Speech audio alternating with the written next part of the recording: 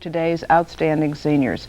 Aha, the excitement builds. We have live in our studio, we're not talking about tape, we're talking about live, Scotty, Sulu, and Chekhov from Star Trek, and you're going to be able to phone in your questions. We'll be right back. My friends, I can't ask you to go any further. Dr. McCoy and I have to do this. The rest of you do not. Admiral, we're losing precious time. What course, please, Admiral?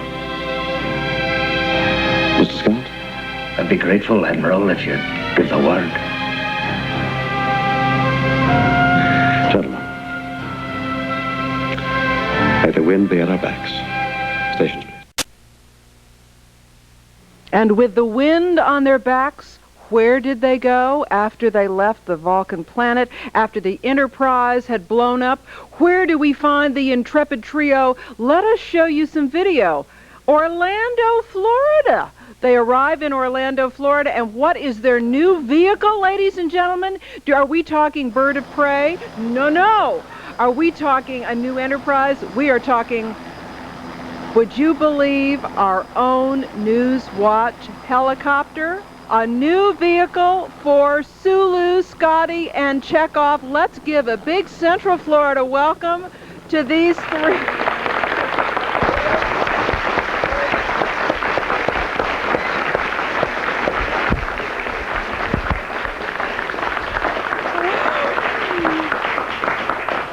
Out in Hollywood for the premiere last year. I didn't know Skywatch was going to be the new vehicle. Welcome to Central Florida, and we want to introduce you now by, of course, your real names as well. And we have, first of all, Chekhov, which is Walter Koenig. Am I saying that correctly? Okay. Then we have Scotty James Doohan. Doing.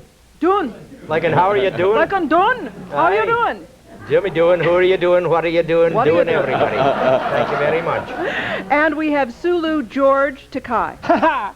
Hey, Takai. Trekkers lied to me?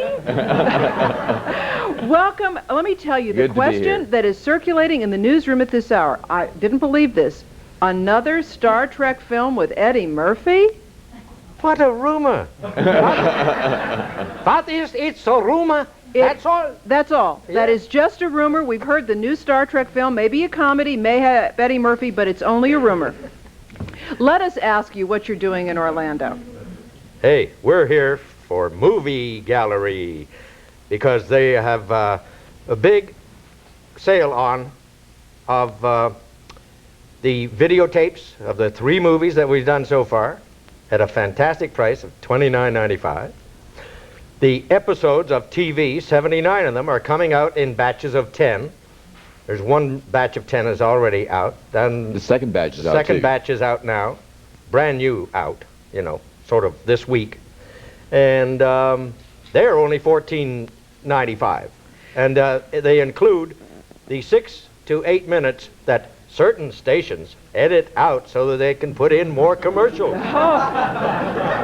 Does the shoe And sometimes they edit out the good stuff.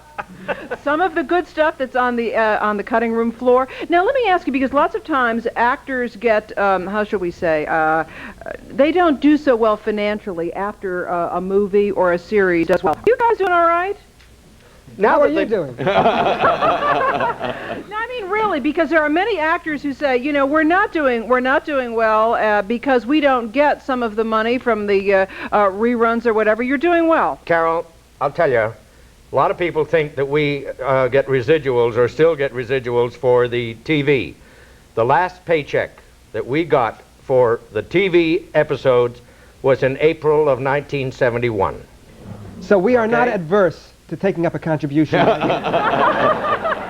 We will pass the hat. Yeah. Really, is that true with most series kinds of things? Yeah. That's it. At that time. Well, that's the contract has changed subsequently. The Screen Actors Guild contract stipulated a finite number of residual payments during that period. It has subsequently changed, so now it goes on forever. But it is not a retroactive situation, so we do not get royalty payments for shows we did in the 60s. Yeah, I don't believe in crying over spilt milk. I just want to make sure that the new milk has plenty of cream in it. Yes. Now, I know that we have a lot of trekkers. I understand that's the new term, not Trekkies. It's trekkers. If you will line up behind me, because I'm not going to ask all the questions. I know you've got better questions than I do, so just line up behind me right here.